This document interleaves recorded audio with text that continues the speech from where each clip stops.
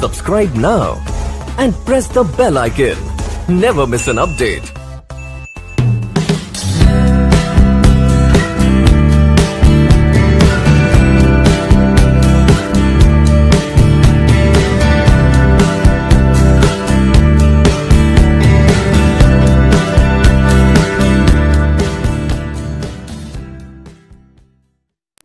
मेरे प्यारे शिष्य, मैं अमित सर, मैं आज आपको संपर्क विधि द्वारा H2SO4 बनाना सिखाऊंगा, जो कि ये आपके एग्जाम में काफ़ी लॉन्ग क्वेश्चन में पूछा जाता है, 7 मार्क्स का, काफ़ी इम्पोर्टेंट है। और आप देख सकते हैं इसका कितना बड़ा फिगर होता है। तो मैंने इस फिगर को जो है शॉर्टकट में बनाकर आपको जो है यहाँ पे बता रहा हूँ, ठीक है ना, क्योंकि मेरे पास बोर्ड में इतना जगह भी नहीं है। मैंने छोटा छोटा फिगर आपको समझने के लिए बना दिया है, ठीक है ना। तो इसको बताने से पहले मैं आपको कहना चाहूँगा, यदि आपको अच्छा लगेगा तो मेरे चैनल को लाइक सब्सक्राइब शेयर कर दीजिए, बाकी काम हमारे ऊपर छोड़ दीजिए, ठीक है। तो चलिए हम लोग देखते हैं यहाँ पे, ठीक है ना। देखिए हम लोग यहाँ पे संपर्क विधि द्वारा H2SO4 बनाना सीखते हैं। देखिए हमारा जो है, इसको आप ट्रिक याद कर लीजिए। ट्रिक याद करने से आपको फायदा क्या रहेगा, देखिए आपके पास जो है जो टावर यहाँ पे दिख रहा है, जितने टावर यहाँ पे लगे हुए हैं, ये आपको टावर के नाम याद रहेंगे। जब आपको टावर के नाम याद रहेंगे तो आप चित्र आसानी से जो है बना ले जाएंगे बिना कुछ करे, ठीक है ना। तो चलिए हम लोग यहाँ पे सीखते हैं, ठीक। तो हम लोग यहाँ पे चलिए इसको सीखते हैं। देखिए ट्रिक देख लीजिए, यहाँ पे लिखा पाई दूल धांसु आस परी परी अवशोषण और लास्ट में ओलियम। 3-4 बार इसे रट लीजिए, याद हो जाएगा। आप इसे हंसी मजाक में मत लीजिए, क्योंकि आपके 7 मार्क्स का ये क्वेश्चन है, हंसी मजाक वाला क्वेश्चन है भी नहीं। याद करने का ट्रिक बता रहा हूँ, ठीक है। पाई दूल धांसु आस परी परी अवशोषण और लास्ट में ओलियम, इतना आप 3-4 बार रट लीजिए। मंत्र एक प्रकार का, पाई दूल धांसु, पाई दूल धांसु और आ परी परी अवशोषण, ठीक है ना। यहाँ पे चाहे तो आप आस कर लीजिए, आस परी परी अवशोषण। फिर से पाई दूल धांसु आस परी परी अवशोषण और लास्ट में ओलियम, ठीक। अब देखिए, अब इसका मतलब समझाते हैं। देखिए पा से मतलब पाइराइड बर्नर, यहाँ पे आपको दिख रहा होगा पाइराइड बर्नर। और ई यानी पाई का मतलब पूरा, पाई का मतलब पूरा पाइराइड बर्नर, ये देखिए पाइराइड बर्नर। फिर धूल यानी देखिए धूल यानी धूल कच। धा यानी धावन टावर। सु यानी शुष्कन टावर, ठीक है ना। फिर से धा यानी धावन टावर, सु यानी शुष्कन टावर। और आस का मतलब आर्सेनिक शोधक। और परी का मतलब परीक्षण बॉक्स, ये देख लीजिए परीक्षण बॉक्स। और फिर परी का मतलब परिवर्तक। और फिर लिखा अवशोषण यानी अवशोषण टावर। और लास्ट में लिखा ओलियम यानी लास्ट में ओलियम। फिर से एक बार, पाई धूल धांसु आस परी परी अवशोषण ओलियम। पाई मतलब पाइराइड बर्नर, धूल यानी धूल कच, धांसु यानी धावन टावर, धा यानी धावन टावर, सु यानी शुष्कन टावर, और आस यानी आर्सेनिक शोधक, और परी यानी परीक्षण बॉक्स। और यहाँ पे परीक्षण बॉक्स यानी परिवर्तक। और अवशोषण मतलब यहाँ पे अवशोषण। और ओलियम यानी यहाँ पे ओलियम, ठीक है। ये हमारा जो है याद करने का ट्रिक है। अब सुनिए, अब यहाँ पे कैसे बनाते हैं हम लोग। सबसे पहले क्या करते हैं, देखिए पाइराइड बर्नर पे सबसे पहले लोग सल्फर को जलाते हैं, ठीक है ना। तो सल्फर का दहन करेंगे। जब सल्फर का दहन करेंगे तो सल्फर डाइऑक्साइड गैस बन जाती है। यहाँ पे दहन का मतलब होता है जलाना यानी ऑक्सीजन की उपस्थिति में, ठीक है ना। तो यहाँ पे हम लोग सल्फर को वायु के साथ जलाते हैं तो क्या बनता है, सल्फर डाइऑक्साइड। अब सल्फर डाइऑक्साइड गैस जब बनेगी तो ये ऊपर आएगी। अब ये फिर वायु से जो है क्रिया कर लेगी, जब बन करके आएगी तो फिर यहाँ अंदर देखिए वायु जा रहा है। पाइराइड बर्नर में हम लोग वायु को भेज रहे हैं। तो यहाँ पे जब सल्फर डाइऑक्साइड वायु से क्रिया करेगी तो यहाँ देखिए सल्फर डाइऑक्साइड जब वायु से क्रिया कर ली तो ये बना ली F2SO3 यानी सल्फर ट्राइऑक्साइड गैस। 2SO3 बना ली यानी सल्फर ट्राइऑक्साइड गैस, ये बन गया, ठीक है ना। अब देखिए यहाँ पे सल्फर ट्राइऑक्साइड गैस बन चुका है। अब देखिए यहाँ पे हम लोग करते क्या है, जब सल्फर ट्राइऑक्साइड गैस बन चुका है तब हम इसको धूल कक्ष में ले जाएंगे। कहाँ ले जाएंगे? धूल कक्ष में। क्यों ले जाएंगे? क्योंकि इसमें अभी सल्फर ट्राइऑक्साइड गैस में अशुद्धि है, धूल कण की अशुद्धि है। तो धूल कण की उपस्थिति अशुद्धि को दूर करने के लिए हम लोग यहाँ धूल कक्ष में ले जाते हैं। जब धूल कक्ष में ले जाएंगे तो अशुद्धि कैसे दूर होगी? बाहर से यहाँ से भाप भेजा जाएगा अंदर की ओर। जब अंदर से बाहर से जो है अंदर की ओर भाप भेजेंगे तो इसमें जो सल्फर ट्राइऑक्साइड गैस में जो अशुद्धि है वो जो है उसमें जो धूल कण होंगे वो यहाँ पे बैठ जाएंगे, वो यहाँ पे बैठ जाएंगे।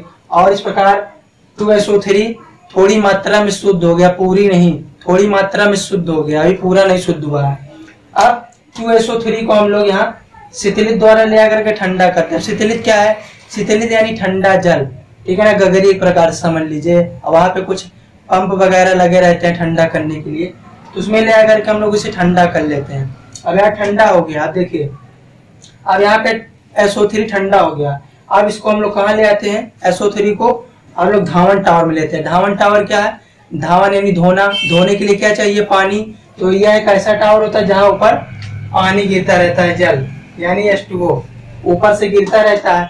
अब ये यहीं पे SO3 आ गया। अब यहाँ से पानी गिरा तो इसमें जो धूल कण है वो और अच्छे धुल गए और शुद्ध हो गया मेरा SO3 गैस और शुद्ध हो गया। अब SO3 को हम लोग शुष्कन टावर में ले जाते हैं।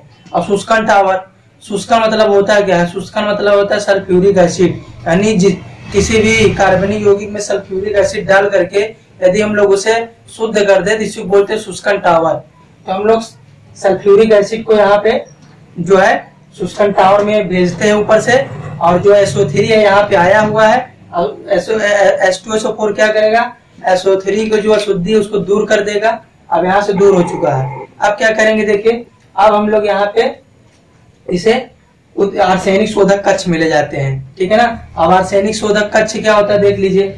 आर्सेनिक शोधक कक्ष जिसे कहते हैं जहाँ पे जो है आर्सेनिक जो है उत्प्रेरक और फेरिक हाइड्रोक्साइड उत्प्रेरक रखा होता है।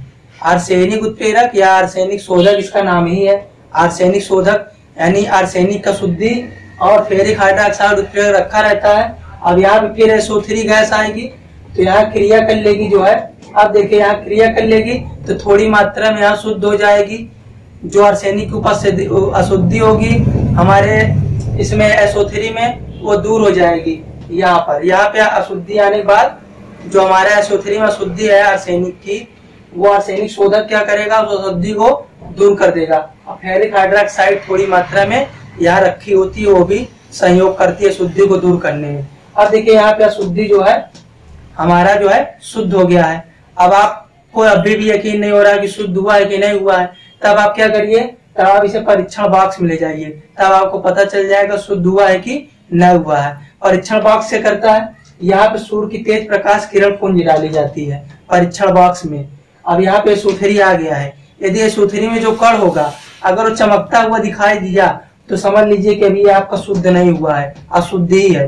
अगर आप सूर्य की प्रकाश किरण इस पे डाल रहे हैं, चमकता हुआ कण नहीं दिखाई दिया, तो समझ लीजिए कि हमारा यहाँ पे जो SO3 आया है वो क्या हो गया है? पूरी तरीके से शुद्ध हो गया है। अब देखिए अब शुद्ध हो गया है ना। अब हम इसको कहाँ ले जाते हैं? परिवर्तक बॉक्स, ठीक है ना, या परिवर्तक में ले जाते हैं। अब परिवर्तक क्या होता है जान लीजिए। देखिए परिवर्तक एक लोहे की छड़ होती है। यहाँ पे परिवर्तक एक लोहे की छड़, जैसा कि आपको फिगर में दिख रहा है। ये देखिए यहाँ पे लोहे की छड़ लगी हुई है, दो लोहे की छड़ लगी हुई है। अब यहीं पर जो है दो उत्प्रेरक रखे होते हैं, एक प्लेटिनम उत्प्रेरक, एक वेनेडियम पेंटाऑक्साइड उत्प्रेरक। ये दो उत्प्रेरक यहाँ पे रखे होते हैं। इन उत्प्रेरकों का कार्य क्या होता है? इन उत्प्रेरक का कार्य क्या होता है? देखिए ये जो है जैसे मेरा यहाँ SO3 यहाँ पे बन के आया था, SO3 बन के आया था। अब यह SO3 जो है इसमें देखिए सल्फ्यूरिक एसिड थोड़ी मात्रा में क्रिया कर लेगा। अलग से हम लोग सल्फ्यूरिक एसिड मिला लेते हैं, ठीक है ना। तो ये क्रिया करके क्या बना लेगा? ओलियम। जैसा कि आपको अगले टावर और सोसर टावर में दिखाया गया है। देखिए जब ये यहाँ विभिन्न उत्प्रेरकों की उपस्थिति से जब यह सोसर टावर में गया तो यहाँ देखिए शांत H2SO4 गिर रहा है। अब यही SO3 में जब यही SO3 में H2SO4 मिलेगा तो मिलेगा ओलियम बना लेगा। क्या बना लेगा? ओलियम। यहाँ पे तो उत्प्रेरक का काम क्या, उत्प्रेरक का काम इतना है अब क्रिया की दर को बढ़ाना और उत्तेजित करना, ठीक है ना। ये उत्प्रेरक का काम क्या है। तो यहाँ पे SO3 आ चुका था। अब ये SO3 जो है अब अवशोषण टावर में गया, विभिन्न उत्प्रेरकों की उपस्थिति से हो करके अब ये जो है यहाँ अवशोषण टावर में जो है शांत सल्फ्यूरिक अम्ल ऊपर से गिर रहा है। अब ये अवशोषण टावर क्या, ये जो इसमें शांत सल्फ्यूरिक अम्ल जो गिर रहा है ये SO3 में जो अशुद्धि है उसको दूर कर देगा, ठीक है ना। अब यहाँ देखे अशुद्धि दूर कर दिया और यही ओलियम भी बन गया। अब देखिए यहाँ पे एक नल की व्यवस्था होती है, यहाँ नल की व्यवस्था होती है।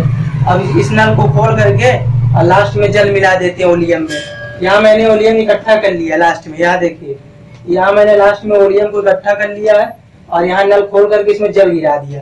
और जब जल गिरा दिया ओलियम में तो यहाँ देखिए जब जल से क्रिया कर लिया, ये देखिए ओलियम बना था।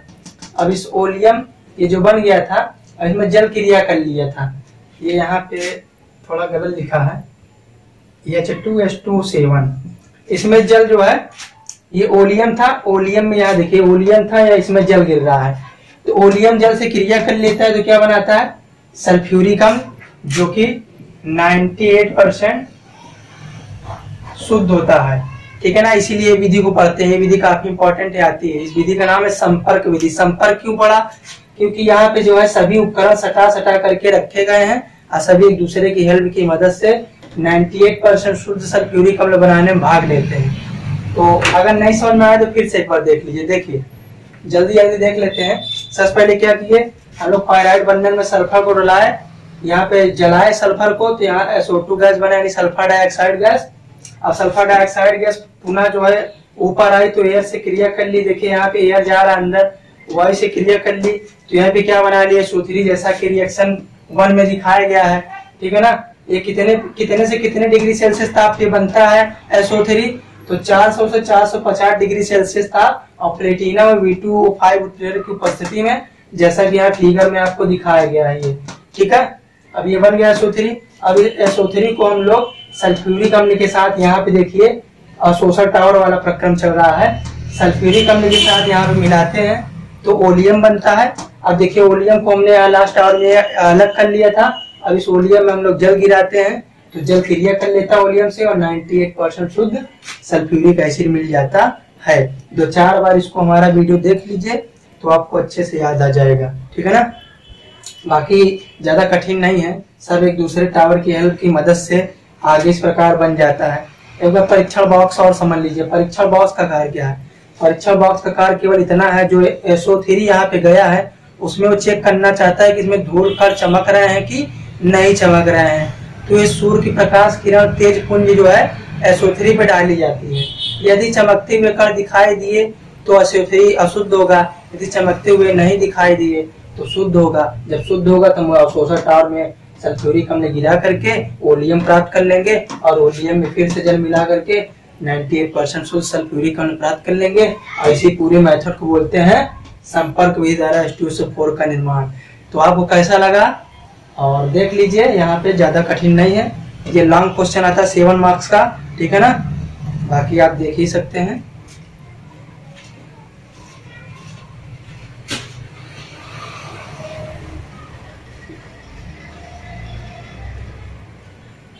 और देख लीजिए इसको, ठीक है ना। ये लास्ट बार है, इस बार इसके बाद मैं नहीं बताने वाला हूँ।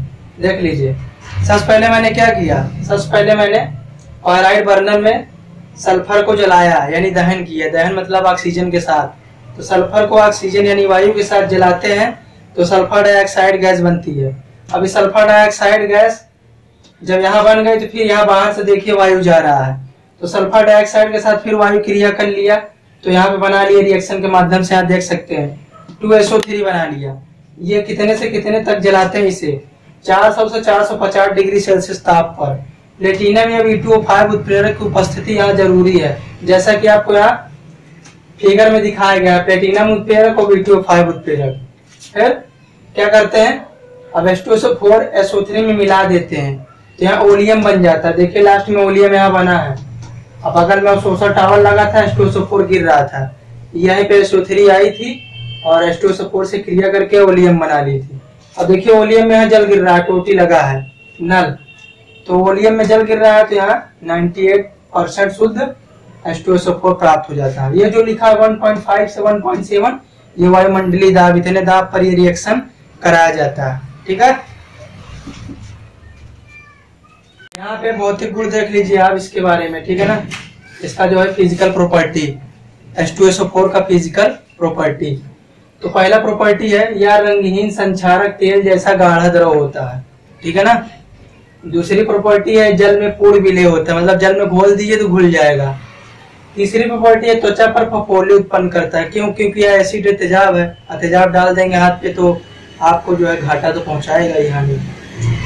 चौथा, इसका अणुभार 98 व आवास वगैरह 49 होता है। अणुभार यानी इसमें जो आइटम्स का छोटे छोटे हाइड्रोजन, ऑक्सीजन, सल्फर इसका निकालते तो 98 होता है। और हिमांक इसका 10.5 डिग्री सेल्सियस होता है हिमांक, यानी हिमांक बहुत ही कम होता है इसका। ठीक है ना, ये हमारा भौतिक गुण है। ठीक, तो हमारी अगली हेडिंग देखिए, अगली हेडिंग है रासायनिक गुण और उपयोग। ठीक है ना, तो रासायनिक गुण में ये वेरी इंपॉर्टेंट है। पहला निर्जलीकारक गुण। और निर्जलीकारक गुण क्या है? निर्जलीकारक गुण उसे कहते हैं जिसमें से किसी पदार्थ में से जल को जो है निकाल दिया जाए। ठीक है ना, उसे निर्जलीकारक गुण कहते हैं। ठीक, देखिए जैसे चीनी है, ठीक है, चीनी में जल छुपा हुआ है और चीनी का सूत्र होता है C12H22O11 या इसी को सुक्रोज भी कहते हैं। अब इसमें सल्फ्यूरिक अम्ल से क्रिया करा दिए तो सल्फ्यूरिक अम्ल क्या करता है, इसमें से जल को सुखवा देता है, इसी को बोलते हैं निर्जलीकारक गुण। जल को सुखवा देगा और स्वयं अलग हो जाएगा। यहाँ देखिए, यहाँ देखिए स्वयं अलग हो जा रहा है, उसमें से चीनी में से जल भी यहाँ अलग कर दिया। अब चीनी में क्या बच गया? केवल 12 कार्बन बच गया। अब 12 कार्बन बचने की वजह से क्या हो गया, चीनी जो है काली पड़ गई। तो क्वेश्चन आता है कि जब हम लोग चीनी या स्टार्च में सल्फ्यूरिक अम्ल मिलाते हैं तो चीनी या स्टार्च काली क्यों पड़ जाती है? क्यों? क्योंकि उसमें सल्फ्यूरिक अम्ल से जब क्रिया करा देते हैं तो जल अलग हो जाता है और सल्फ्यूरिक एसिड भी अलग हो जाता है और केवल कार्बन बच जाता है। इसलिए चीनी और स्टार्च, ये स्टार्च का सूत्र है, ये वाला स्टार्च और काली पड़ जाती है। ठीक है, और इसी तरह स्टार्च का देख सकते हैं, स्टार्च में स्टार्च का सूत्र C6H10O5। जब ग्लूकोज में से जल निकाल देते तो बचता है स्टार्च, वही स्टार्च यहाँ लिखा। अरे लिखा है N, तो ये होता है ये number of molecule in starch, यानी स्टार्च में अणुओं की संख्या N। जब इसमें हम लोग जल मिला H2SO4 से क्रिया कराते हैं तो क्या होता है, स्टार्च भी काला पड़ जाता है और यहाँ से भी जल और H2SO4 निकल जाता है। N मतलब number of molecule in starch, यानी N5H2O और यहाँ N6C यानी कार्बन। तो यहाँ से देखिए कार्बन बच जाता है, इसलिए कह सकते हैं चीनी स्टार्च काली पड़ जाती है। ये क्वेश्चन आया हुआ है 2020 का, ये क्वेश्चन है, पूछा गया क्वेश्चन है ये। फिर SO3 से क्रिया, जब हम लोग सल्फ्यूरिक अम्ल को SO3 से क्रिया कराते हैं तो ओलियम बनता है, जिसे हम लोग सदुम सल्फ्यूरिक अम्ल कहते हैं। ये भी रिएक्शन आपको भी पढ़ा चुका है फिगर वाले में। और कॉपर धातु की क्रिया है तो वेरी इंपॉर्टेंट है। आपके एग्जाम में यहाँ से जानते हैं किस प्रकार से पूछा गया था, प्रयोगशाला में सल्फर डाइऑक्साइड गैस बनाने की विधि लिखी है। तो ये वही विधि है ये, जब कॉपर की छीलन को हम लोग शांत सल्फ्यूरिक अम्ल के साथ एक गोल पेंदी वाले फ्लास्क में लेकर गर्म करते हैं तो कॉपर सल्फेट और यहाँ सल्फर डाइऑक्साइड गैस बन जाता है। तो आपके इस तरह आया था क्वेश्चन में, प्रयोगशाला में सल्फर डाइऑक्साइड गैस बनाने की विधि लिखी है, तो ये रिएक्शन वहां काम कर जाएगा आपका प्रयोगशाला विधि में ये। ठीक है ना। अब पांचवा है पोटेशियम आयोडाइड से क्रिया। जब पोटेशियम आयोडाइड को सल्फ्यूरिक अम्ल से क्रिया कराते हैं तो आयोडीन की जो है वाष्प होती है, यानी I2, और यहाँ पे K2SO4 पोटेशियम सल्फेट और सल्फर डाइऑक्साइड गैस यहाँ भी बन जाती है। देखिए दो विधि आ गई सल्फर डाइऑक्साइड गैस बनाने की, एक कॉपर की छीलन डाल करके पोटेशियम आयोडाइड द्वारा और यहाँ पे जल। इस प्रकार से हमारा ये रासायनिक गुण कंप्लीट हुआ फास्ट हो। मैं देखिए जितना पढ़ाता हूँ सब इम्पोर्टेंट पढ़ाता हूँ, फालतू चीज मैं एक भी नहीं पढ़ाता हूँ, इसलिए कह रहा हूँ मेरे चैनल को लाइक सब्सक्राइब कर लीजिए। उपयोग में क्या है, इसका उपयोग हम लोग कहाँ करते हैं? पहला उपयोग इसका हम लोग प्रयोगशाला में अभिकर्मक के रूप में करते हैं ना, अभिकर्मक के रूप में से करते हैं। ठीक है, तो अभिकर्मक के रूप में करते हैं इसका पहला उपयोग। दूसरा निर्जलीकरण के रूप में, निर्जलीकरण यानी जल निकालना, किसी भी पदार्थ से जल निकाल। जैसे यहाँ देखिए चीनी से हम लोग जल निकाल दिए, स्टार्च से जल निकाल दिए थे, ना, कैसे निकाले, सल्फ्यूरिक अम्ल से क्रिया करा करके इस प्रकार से।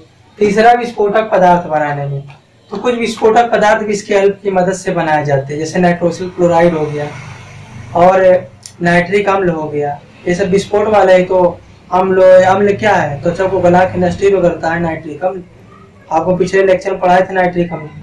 फिर सल्फर डाइऑक्साइड गैस बनाने में यहाँ बना के दिखाए थे दोनों रिएक्शन में, और पांचवा ओलियम बनाने में, ओलियम भी बना के दिखा दी गई। तो आज का वीडियो कैसा लगा बताइएगा कमेंट करके, ठीक है ना।